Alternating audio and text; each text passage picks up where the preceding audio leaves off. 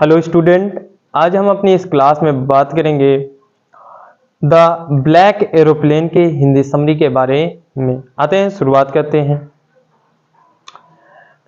एक पायलट होता है जो अपने घर इंग्लैंड जाने के लिए बहुत जल्दी में होता है। वो अपनी पुरानी डकोटा से जाता है जिसका नाम DS-088 डकोटा है। पायलट है, वो अपने घर पहुंचना चाहता है इसलिए कि वो अपनी छुट्टियों को वहां पर जाकर मनाना चाहता, उनके साथ उस दिन का वो नाश्ता करना चाहता है।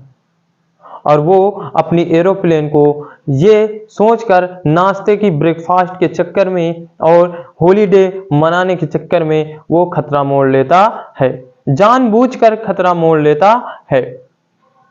फिर कहते हैं, आते हैं, शुरुआत करते हैं कि कहानी की शुरुआत कहाँ से होती है।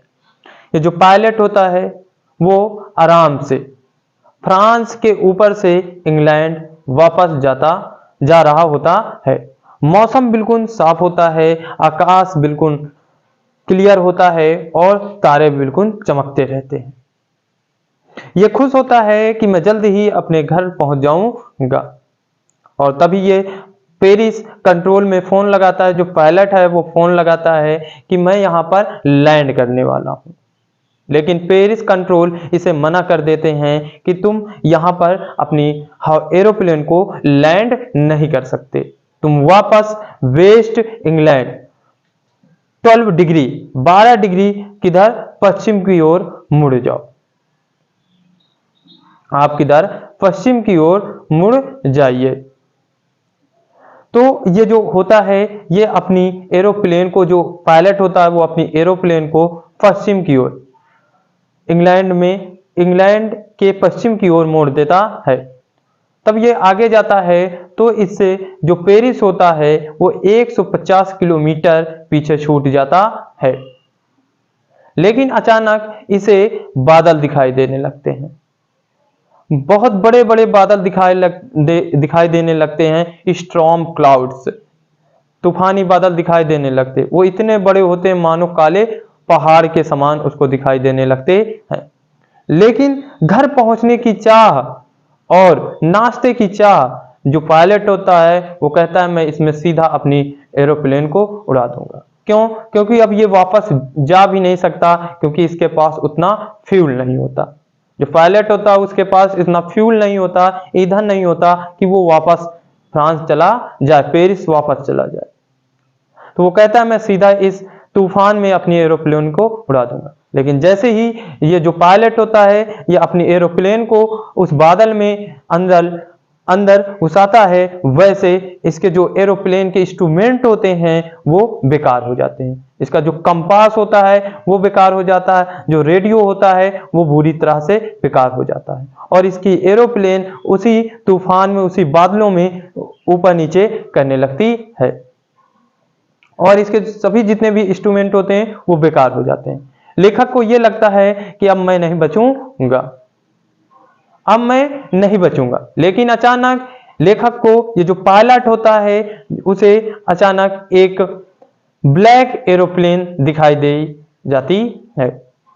तूफान में ज्यादा कुछ नहीं दिखता, लेकिन जो ये पायलट होता है उसे अदर पायलट का केवल फेस दिखता है। और ऐसा लगता है, ये पायलट सोचता है, ऐसा लगता है कि वो जो ब्लैक एरोप्लेन का पायलट है वो इसकी ओर इशारा कर रहा है कि आप मेरे पीछे आइए। और ये जो हमारे डकोटा के पायलट होते हैं वो उसका पीछा करते हैं। कैसे? एक आज्ञाकारी बच्चे की तरह उसका पीछा करते करते जाते हैं। लेकिन अचानक जो ये डकोटा के पायलट होते हैं, DS-088 के जो पायलट होता है वो हमारा, उसका लास्ट फ्यूल बचा होता है। और वो लगता है कि ये जो मेरी एरोप्लेन है वो केवल 5 से या 10 मिनट तक मेरी एरोप्लेन उड़ सकती है। तो उसको बाद में खतरा महसूस होने लगता है कि अब मैं नहीं बचूंगा। लेकिन अचानक वो जो एरोप्लेन इनका साथ दे रही थी, जिसमें एक भी प्रकाश नहीं जल रहा था जिनके पंखों में, वो धीरे धीरे नीचे जाने लगती है। और ये जो पायलट होता है ये भी उसी का पीछा करते करते नीचे जाने लगते हैं। अचानक ये देखते हैं कि दो बड़े खंबे सामने लाइट के, दो पट्टी इनको दिखाई देती है और ये जो पायलट होता है वो खुश हो जाता है। लेकिन अचानक ये जो पायलट होता है वो पीछे अपने देखता है तो वो जो ब्लैक एरोप्लेन होती है वो नहीं दिखाई देती, पूरा आकाश खाली होता है। जैसे ही ये पायलट जो है ये लैंड करती है अपने अपने अपने एरोप्लेन को, जैसे ही लैंड करता है वो सीधा जो कंट्रोल रूम में बैठी महिला होती है उसके पास जाता है और पूछता है कि मैम ये बताइए कि वो ओल्ड एरोप्लेन का पायलट कहाँ है, जो मुझे यहाँ तक लेकर आया है, मैं उसका धन्यवाद करना चाहता हूँ। लेकिन जो वो कंट्रोल रूम में बैठी महिला होती है वो कहती है कि आपके अलावा इस आकाश में कोई भी नहीं आज उड़ रहा था। तो ये जो पायलट होता है ये केवल ये सोचता रहता है कि आखिरकार वो ओल्ड एरोप्लेन में कौन था, वो कौन पायलट था जिसने मेरी सहायता की। यही थी इस द ब्लैक एरोप्लेन का कहानी।